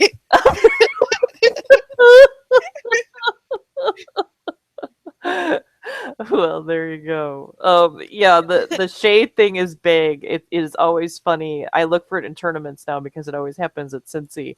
You watch a match and everybody's sitting on one side of the court. I know. I remember it was really hot in Cincy, and on the main court, there's like a little section underneath the shade. Yes. Right at the top. And the grandstand, yes. And no, not the grandstand, the main court. Oh, the main court? Oh, okay. It's way up there, like at the top. Oh, yes. That little canopy up. Yes. Yeah. It's really small, I think. But it's funny that it was so hot, and the guy doing tickets said, no matter what your ticket is, you can go up there. It's like everybody just went up there.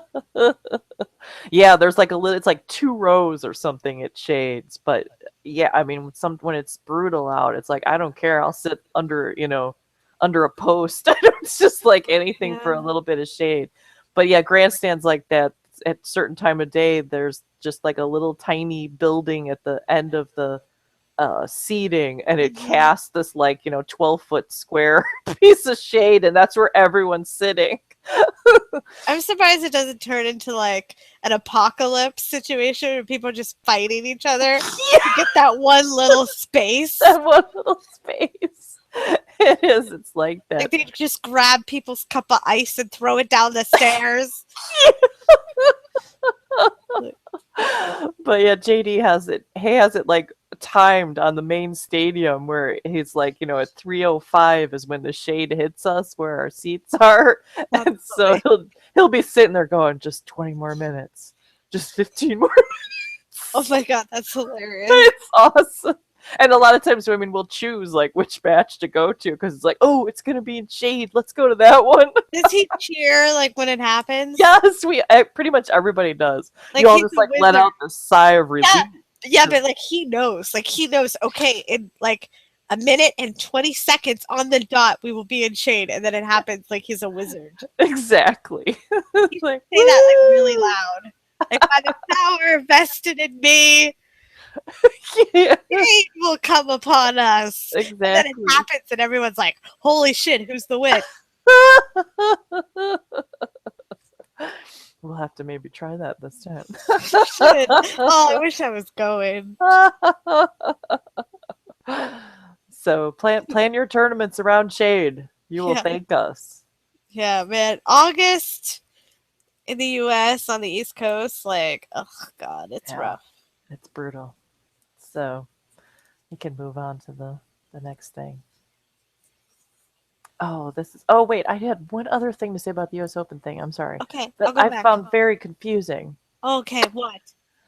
They're going to build a 10,000 person interim stadium for 1 year. And then in 2 years, they will have a 12,000 person stadium that I believe will be the Louis Armstrong Stadium. And that will be permanent. And then they'll apparently knock down that other one. That seems crazy to me. Do they need it? I'm guessing because I guess the other stadium's not going to be done, so they figure they need to have it for the matches or what. I'm Well, guessing the they think other they need it. stadium's not going to be done. How are they going to make the other one done? I think putting it in a different location or something. I guess. Well, But, like, all because it's that, slightly smaller. I don't know. It was confusing to me. I don't understand. Are they putting in like bleachers? Like, what the hell? I don't understand. Yeah, I would hope that it's something that's not terribly permanent because it's like you're going to waste all that construction and materials and stuff for a 1 year ginormous stadium. I don't know. That's America. Just build it and then throw it away. That doesn't make sense because you would just think, well, if you're going to build that, how long is it going to take to build the other one? Like, why are you putting all your resources in that fake one? Yes, exactly. Just do the real one. Exactly. Or just, like, use the money that you would use to make the fake one. Faster. Like, hire more guys. Yeah, like, hire more people to build the original. Yes. People are weird, man. Like, we're talking about the Olympics doing everything wrong. Like, why do people have to make things more complicated than they should be? Exactly. Bunch of weirdos. Yeah. So that was my question. Maybe someone can explain it to me. Maybe I missed some detail or something, but maybe they're going to use that stadium then for something else. Like maybe they worded it poorly and that's just going to become a, practice stadium or something. I don't know. It was just like, I just looking at it going, what? What the hell's an interim stadium? It's just... It will turn into a food court. Yeah.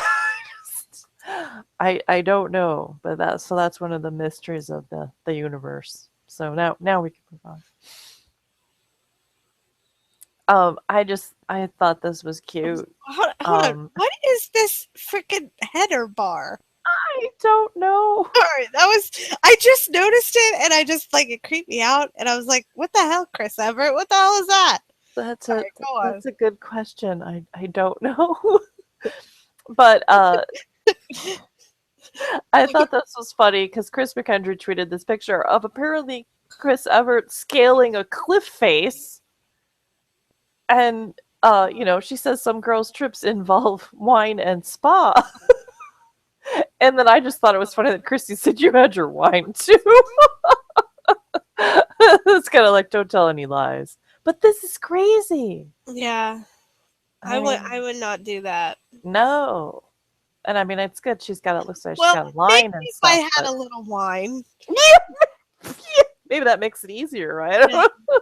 Maybe have some wine and then you feel like nothing can kill me. Let's go climb a mountain. Yeah.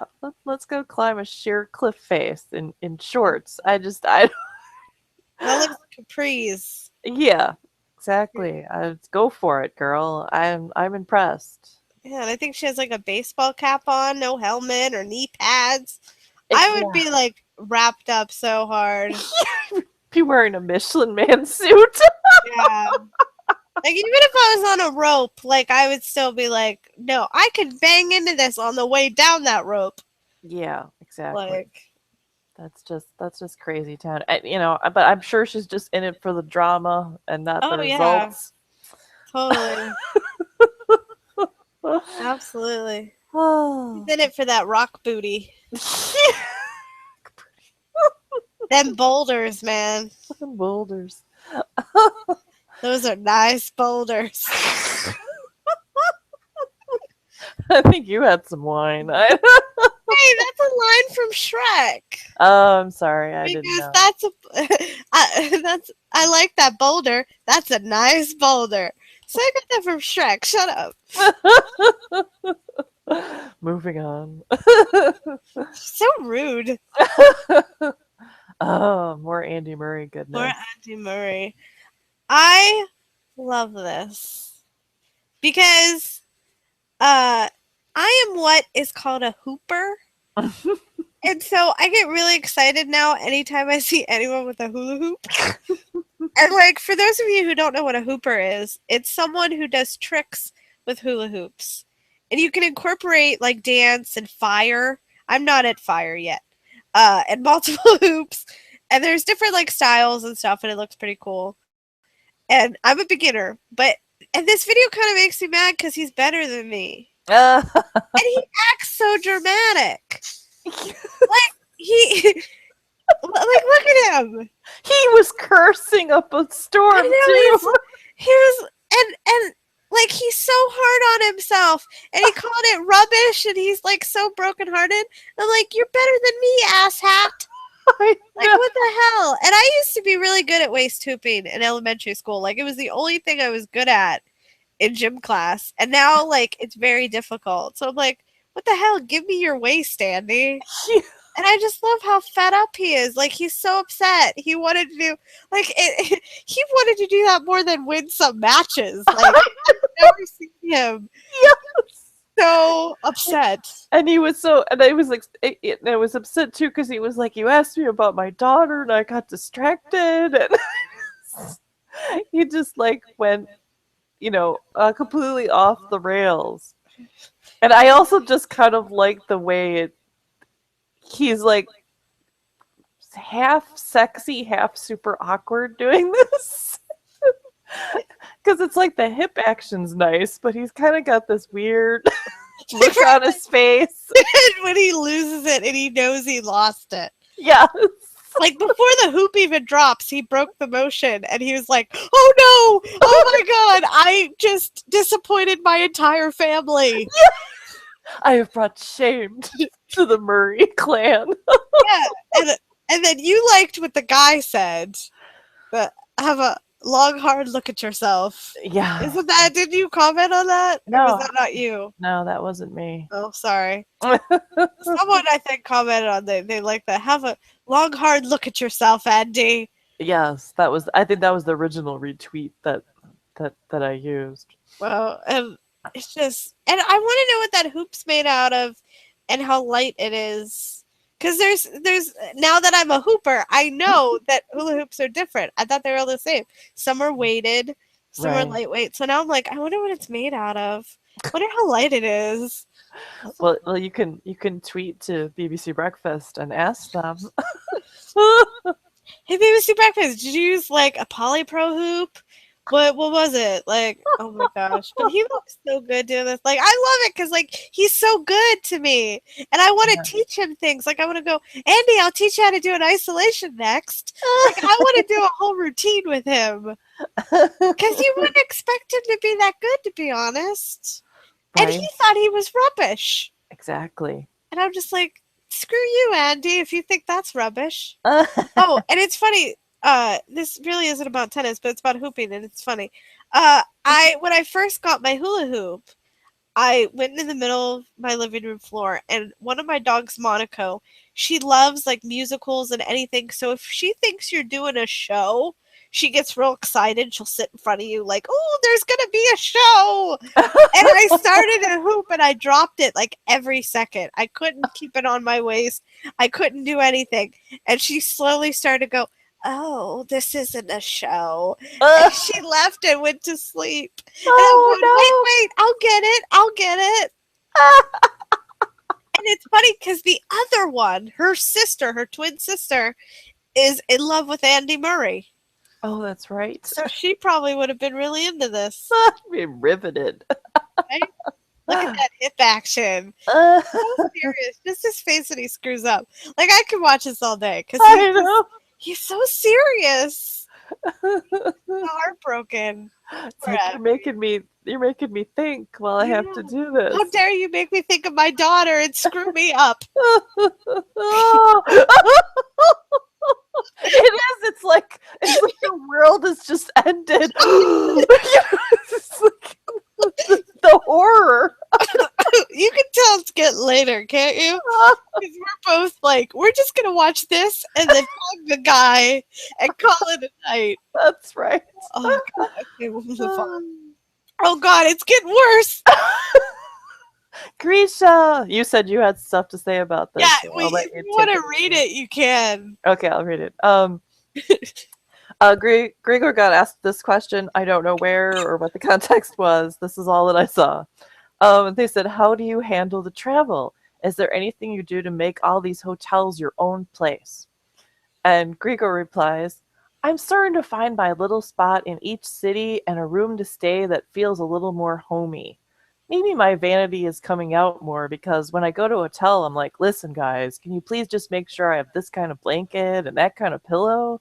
Maybe a few candles? But it's fine. I'm like, Grigor, settle down, man. Okay. Now, I kind of understand the blankets and pillows because they're important and you want to be comfortable. And like some people do have allergies or skin irritations. Yes. So, all right, I'm going to give him that one. But candles? Fucking candles. What hotel gives you candles? Like, I just imagine people at the front desk. Hey, Ted, can you make a stop at Bath and Body Works? Yeah, Dimitrov's in town again. Like, that is straight privilege. Yes. Like, if we want those specific luxuries and a damn fucking candle, we have to pack our own in our damn suitcase. Yes. Like, what candle? I'm sorry, then again, I don't stay at top hotels. But I've never heard of them giving out candles. Fucking candles. So, yeah. And, like, did they do that in the state? Well, I guess in the Richie hotels. Yeah. But, like, I want to see him go to a holiday in the Midwest. In the Midwest, yes. And go, hey, can I have some, like, lavender candles in the room? What the fuck, man? Is Sharapova responsible for this? Is he really that, like, sorry? And I'm just picturing him, in that Holiday Inn in the Midwest, sitting in the tub with little candles all around the bubble bath. Yeah, like, what the fuck? Why do you need candles? It's hilarious. And, like, you know what you could do? You know what would be easier? And instead of possibly lighting the place on fire, why don't you just get a humidifier and get essential oils and carry that around so Tonga. it's scented? Talk to Tonga. He knows where the oils are. Talk to Pita. Oh my god. Dimitrov I feel bad. Like, I love Dimitrov, but sometimes it is hard to take him seriously. Yeah. When he goes to hotels and goes, listen, guys, I need a few candles. Why? Why is that a necessity? Why? I don't understand. Like, I would just love to, like, actually have them do a documentary on that and film the reactions of people at the front desk. Oh my god. He's such a charmer. Can you just see him, like, sidling up to the counter? Oh, hey, babe. And can you get me some candles, too? It sounds like, do you remember that Andy Samberg tennis mockumentary that was on HBO that was weird as hell. That sounds like a scene from that movie. And they had a threesome on the tennis court. Delayed the match because he was losing. Like, I mean, that movie was fucking insane, and that sounds like a scene in that movie. Candles, what the hell? Oh my god! I'm sorry. Like, I love you, Dimitrov. I can support the pillow and blanket, even though I don't understand why you don't just bring your own shit. Right. I can understand, Right. but the candles, you lose me. You frickin' lose me. Like, go to Bath and Body Works or Bed Bath and Beyond. Yankee Candle. Yeah, Yankee Candle. Thank you. Wherever there's a lot of Yankee Candle Wherever in the fine Midwest. candles are sold. There's a lot of Yankee Candle in the Midwest. That's some good. Yes. You can find some good shit for the Holiday Inn. Oh my god. I recommend the cinnamon apple, Grigor. Yeah. Fucking. What's your candle scent? Can you just see him bumping into him at like Yankee Candle, him sniffing candles, and you're going, "Ooh, he's shopping for his hotel." I'm completely lost. Sorry. You lost it like when I lost it when Gasquet lost his underwear. I still can't say it. Oh my god. I still can't say that with a straight face. Oh my god. We haven't even gotten to like the super sex part of the podcast and we're already totally toast. We're melted like the candles. Oh my god. It was just like a thing like, hey, what's your sign, baby? This gracious going, hey, what's your candle scent? Oh my god. I like lavender sachet. Like, man up a little bit, Gregor, just a little bit. And I'm not into the stereotypes of like men can't light candles and shit. I'm totally fine with that. But you request that?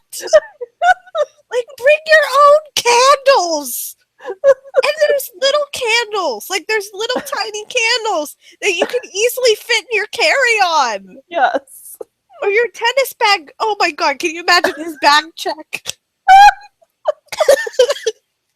Oh, here I have a little votive for when I'm on the practice courts.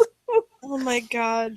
All Alright, we can change it before yes, we should Valerie. move on before I die. Oh, Oh, and more Grigor. this was funny. This was awesome. The Stan and Grigor played doubles together, and they played against Pookie and Dom. So it was like That hotness. was such a cute and disappointing thing. Yes. But Stan and Grigor were so adorable. They were chatting nonstop. They talked between every point, and they would keep talking to each other all the way until like the point started. And then they didn't even have their asses, it wouldn't hit the chair yet, and they'd be chattering about something. They were like just totally enjoying each other's company. And it cracked me up because it seemed like tennis players talk about a lot of times about tennis is a lonely sport. And so a lot of times they seem to get really excited when they play doubles because it's like, I've got somebody to talk to. If I'm, can't serve, I've got somebody to, cheer me on and stuff. And Stan apparently seemed so excited to talk that they sat down, and apparently that at the time they didn't seem to actually have anything to say on this one changeover. And Grigor's eating this like energy bar, and Stan is staring at it. And I'm going, he's gonna ask him about his energy bar because he's so desperate for conversation that he's gonna find something to say. And you could just tell, because you couldn't hear them, you could just tell that Stan said, so what's in the energy bar or whatever. And Grigor starts like, he looks at it and then he's like explaining it. Like, actually had a conversation about his energy bar, and like, these two are adorable. Oh, that's so funny. And I know they're all over Snapchat.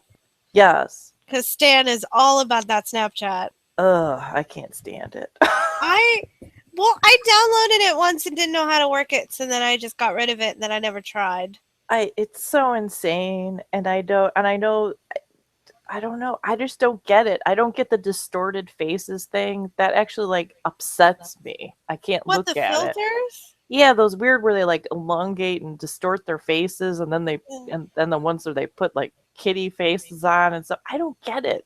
It seems insane to me and horrible and, and ugly. I don't know. You I were just don't a get it. killer of joy. I am. I just You don't would. get it. You were the type of person that would go to Gregor's hotel and blow out his candle. What? That's the kind of person you are. You would ruin the party. When he started, it was going to go to Grigor's hotel and blow. I was like, what? Wait, what? No, blow out his candles Oh, and not sing him happy birthday. I don't know. I'm sorry. It's just one of those things I just don't get it. It's like I'm going to put on 16 pounds of makeup and stare sexily into the camera, and then I'm going to add some weird ass clown nose or something, and it's just like I don't get it. Makes no sense to me. I'm a killjoy. I'm sorry. We killed the podcast. You did. You sorry. Anyway, it's getting late, folks. We're I getting think loopy. so. I think so. Okay. But Stan and Grigor were extremely cute. So They are. that was what that was all about. Moral of the story. Moral of the story. Speaking of this kid, I call him male Sharapova because I'm not really sure how to say his name.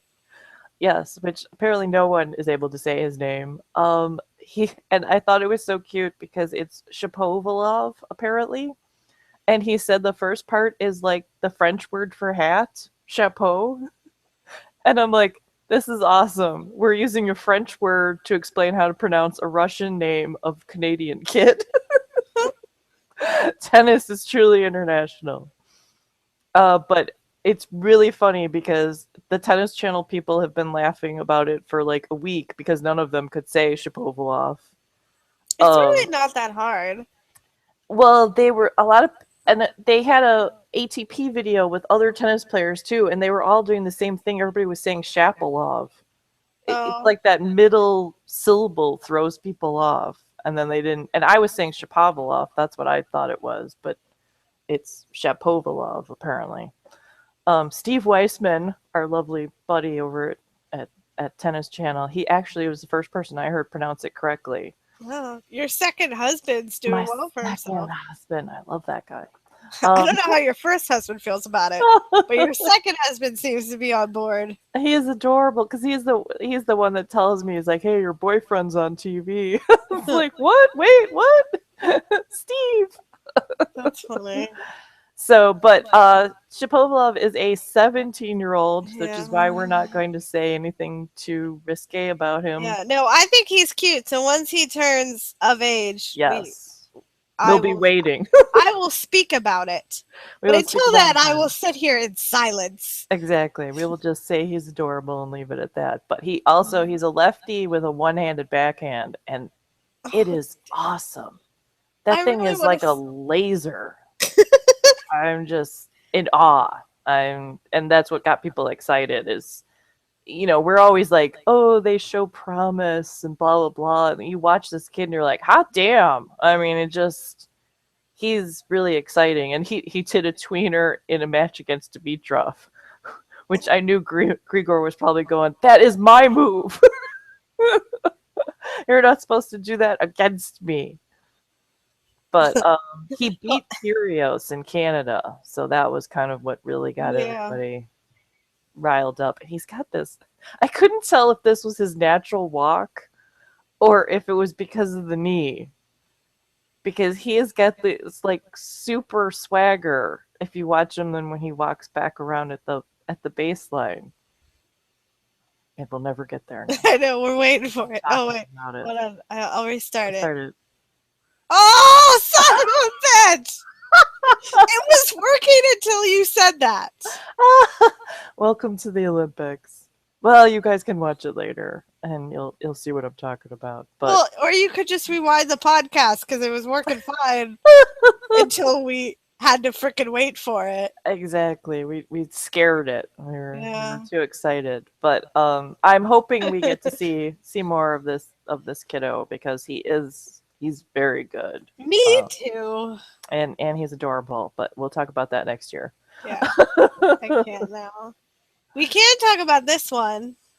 Yeah, well, one of This them. kid. Yes. Oh, yeah, okay. So I was looking at your man when I said that. That's right. Pookie, by lovely Luca Pui, has a brother who is also adorable. And his brother has a whole Instagram of lots of pictures of his friends and stuff that he does, and frequent pictures with Luca that are as adorable as this one. And this one's just pretty. The whole background is... Yeah, I will say that this photo is like a goth girl's dream.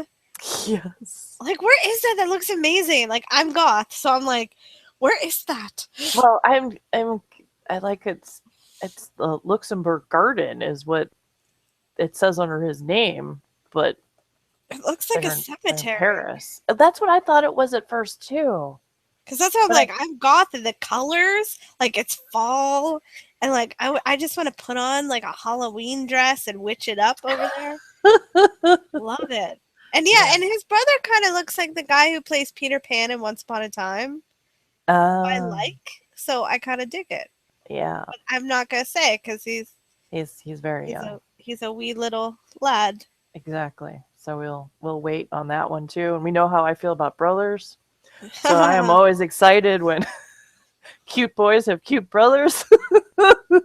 But again, we will leave that till later when we can talk about Shapovalov. Yes. So see, we have goals. We did joke that on his birthday we were gonna have a special podcast and just perv the hell out of him. That's right. That's the plan. So stay tuned for that, folks. Stay tuned. And hopefully he'll be even hotter by then too. So Oh, speaking of hotter. I've got note cards. I'm like fanning myself over here. And I love this. People send me pictures. Yes. I love you people. You are amazing. This is awesome because I can't be everywhere and see everything. So I love it when you help me out, especially when it's Pookie with his ass so prominently displayed. I said, like Stan, he seems to be learning what we're looking for. Exactly. This is amazing. Exactly. And I kind of make it plain in my personal life. Like, back that thing up. Yes. Like, turn around. Show mama what you're working with. And the shorts are low, and I like how his ass is just kind of like its own entity. That's really prominent. Its own entity. Well, it's kind of like when we did that Challenger podcast and we talked about Ryan Harrison, that he has that beautiful posture and then it just makes his ass just like jump out. That's kind of what this is. It's like, damn. So we love you, Pookie. We do. Speaking of ass. Yes. This was amazing. I love that Nando tweets this, and Nando is very famous for... Oh, there was another picture of his that was awesome. I'll have to save that. He tweeted another really sexy picture. I love how she just thought of that. This is why I picked Nando for being awesome Instagram, Twitter, because he's just always posting these lovely shirtless, sexy pictures. But this one, I love that he's like talking about his wrist and tennis technique. It's like, oh yeah, Nando, that's what we're looking at. Yeah. And my favorite thing about this is the little tornado emoji. Like, look out, everyone! It's Butt-nado. I don't know if I'd seek shelter in that storm. I think I think Butt-nado is like our dream come true. I think so. I don't know. Do we want to be in the eye of that storm? Yeah.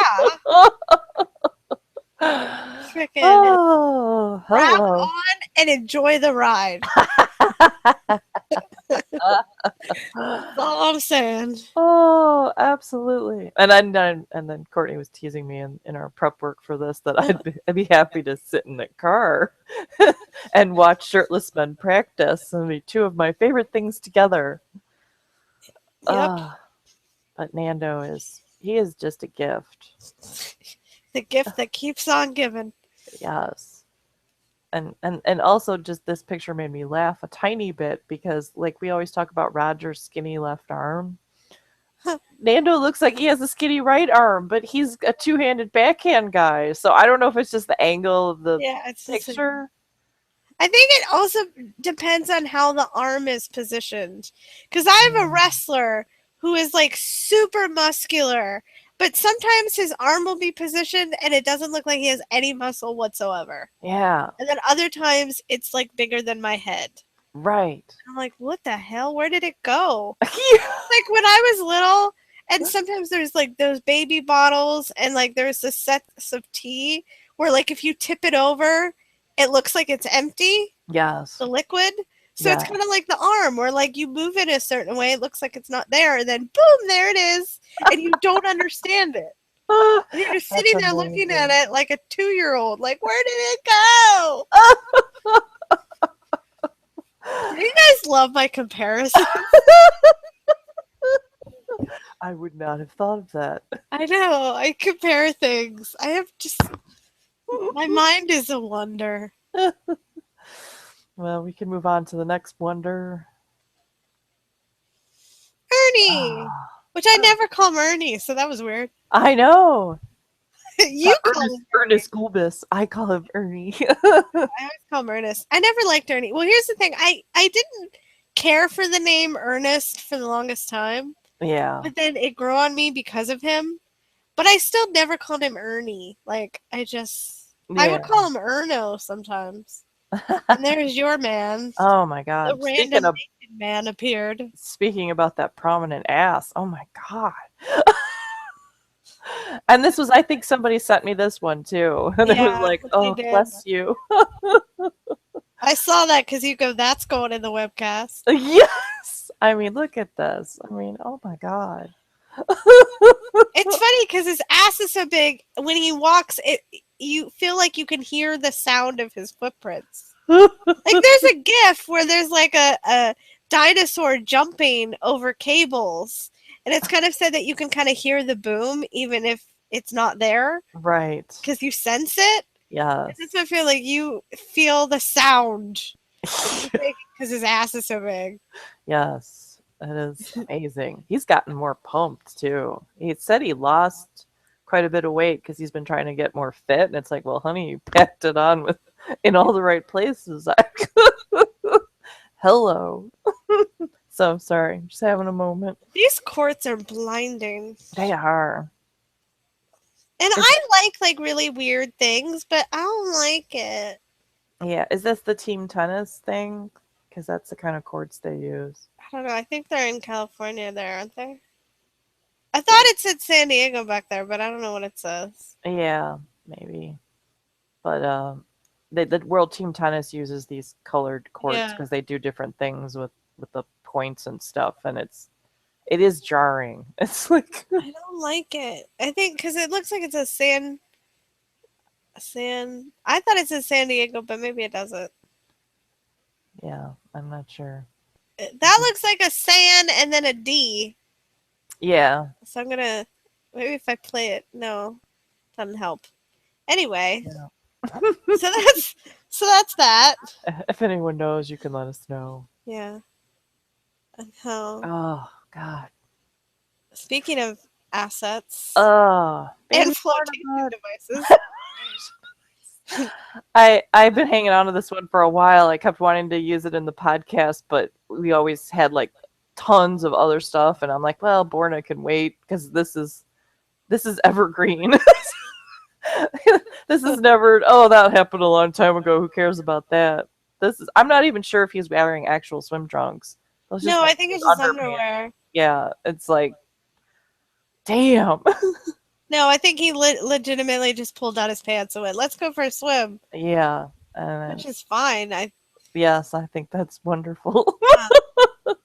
And No that's one's something complaining. about it. If you play it with the sound, you don't have to do it, but I'm saying it. Well, I Are can't. you getting the sound? I'm getting the sound in my headphones. Oh, I'm sorry. But But yeah, yeah, the little splash. the splash is, I don't know what it is. It's like, It's hot. It's weirdly hot. yes, it's like you feel like you're there. It like somehow it just puts you like right in the pool, and it's just like, oh, water. No, that and little Borna splat. Like it's yeah, sexy and it's the weirdest thing. yes. But no, I'm on board with you there.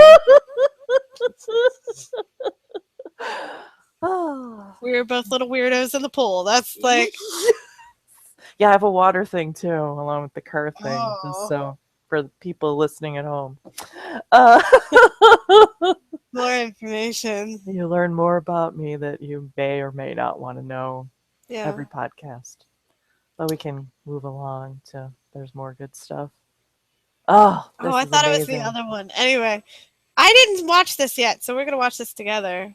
Yeah, this was First time. somebody tweeted me about this match because I hadn't. Take your shirt off that way. That's what guys do. It's weird. Why? That just seems like an unnecessary motion. I'm sorry. His body is amazing and he's rubbing himself and it's great. But I just got real distracted by he put his head through and then, like moved his arms back. That just seemed like just pick it up, man.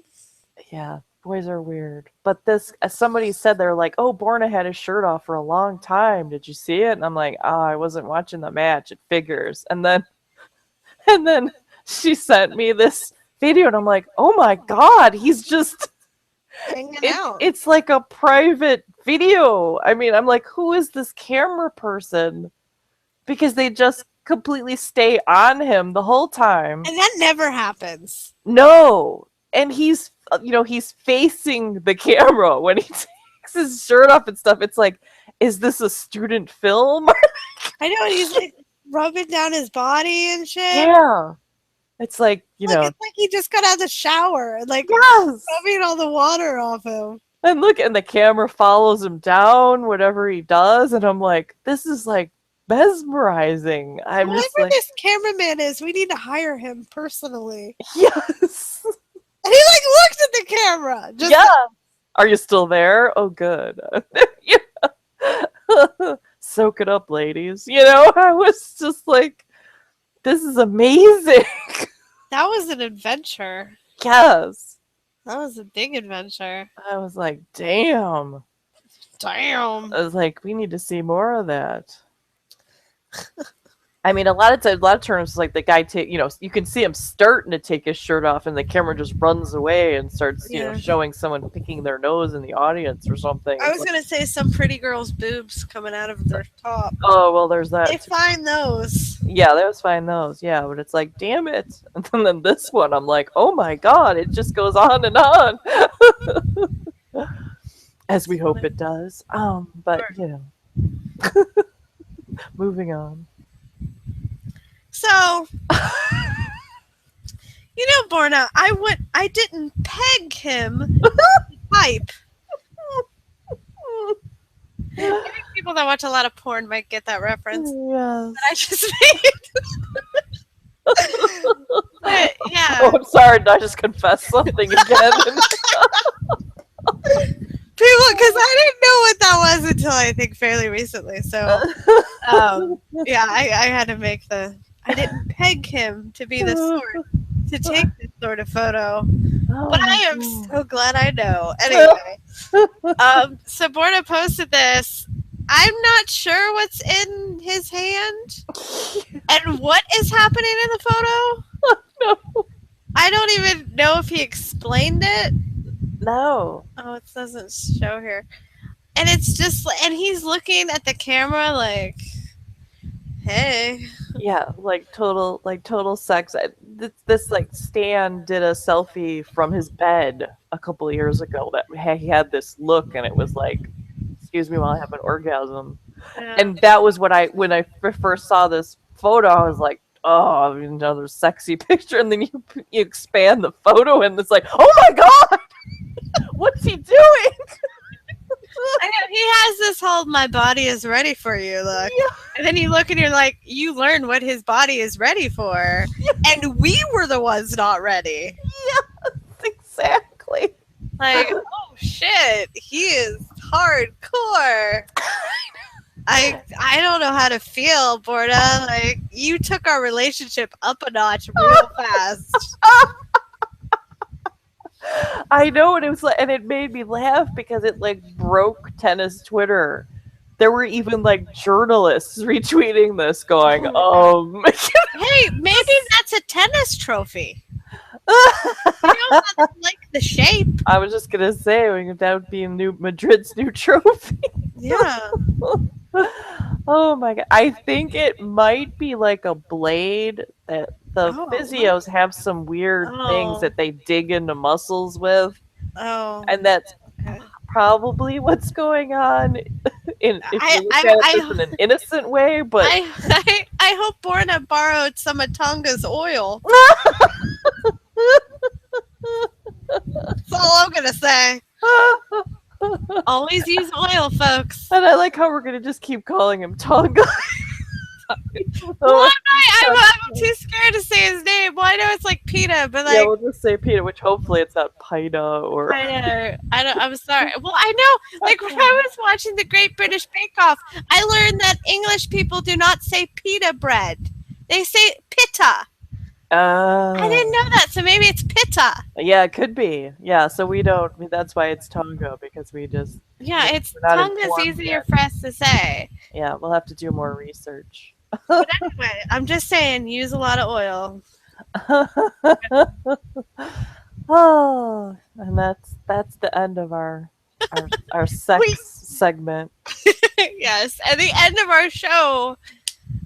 And yeah, you can read this tweet that Valerie found that was absolutely perfect. I saw this the other day, and there was a lot of politics stuff going on at the same time as tennis because of the conventions. Uh-huh. And of course, there's all the Hillary emails thing. And this Tim Duffy is a Comedy Central writer. And he tweeted, "It's obvious email isn't secure. The only truly private communication is stuff you say towards the end of a very long podcast." Oh, how we know that's true. Which the first time I read this, I lost it almost as much as I did in this podcast because it was like, it's so desperately true. Because we have had a lot of people say to us where we're like, well, we talked about that at the end of the last podcast, and they're like, what? I listened to the whole thing. Yeah. Yeah, definitely. And it's funny because we used to really say a lot of like weird shit at the end. Yes. We've gotten more polished since then, but there are a few episodes where we get hella weird. Yeah. Things go to places. It's usually when we don't have notes, so we have no wrap up really guidelines, and we're just like, and we're just talking about like penises and weed, and like we don't even know. And it's like worse than our regular, episode. So people are really missing out on some of our episodes. Yes, definitely. Yeah. So if you wanna listen to some weird shit, you can go back and listen to our podcast and just go right to the end. Yeah. But they won't know because they won't listen to this part. For you few wonderful people who are still listening. I love doing late night podcasts because I think we just lose it. Like we have notes, and I think this episode we have been actually very good at staying on topic. Yes. I don't think we diverted at all. Like I think even our long diversions were about what we were talking about. Yes. Like I don't think we went into like weird La La Land that has nothing to do with anything. So we did really well this time. But we lost it a lot, and I think that's the greatest because I think when we laugh, hopefully other people will laugh too, and for good reasons. Yes. Not like this is terrible. Like like I hope people like think we're better than Hoda. Yes, I hope they're laughing with us, not at us. Yes. Or near us. We laugh at ourselves a lot. So if anything, we find each other hilarious. That's right. So I think that wraps up our Olympic going for the gold, as you titled our webcast. Yeah, we Yeah, we have to type in a title for our show, so I always put in something weird. And this time I said the night session is going for gold. So you can tell. See, here's a key. If you listen to the show all the way to the end, write to us and tell us if this episode deserved a gold, silver, or bronze. Oh, there you go. Rate us. That's right. And don't say like coal or Yeah, I something. was just gonna say, don't be mean. Like you're rubbing, so like Santa's gonna bring you coal. Like, don't be a dick about it. Like, keep it like gold, silver, bronze. We could And- get some frankincense and myrrh because those were like oils. So Frankincense. What is this? Like the freaking nativity thing? I forgot. The nativity. In the birth in the manger, the 3 wise men. It took a long time to get there, but I got there. I forgot what it was called. You can tell I'm not very religious. that's right. Anyway, They thanks. brought Jesus little Tiffany boxes. They're turquoise Well, Grigor Dimitrov would have brought baby Jesus candles. candles, which would have been great in a barn full of straw. Yeah, that wouldn't go up. and see, there you go. We've gone to a weird, We unexpected did. way. We did. That was the first time we went weird. And I blame you. You started talking about myrrh. I don't know. The only myrrh in this podcast should be Murray. Okay. There you go. Bam. All right, we're gonna end this. We're gonna end this. So Okay. you can follow me at Tennis Inside Out. You can call Courtney at Courtney Mania or Outside the Ball. And this has been the night session.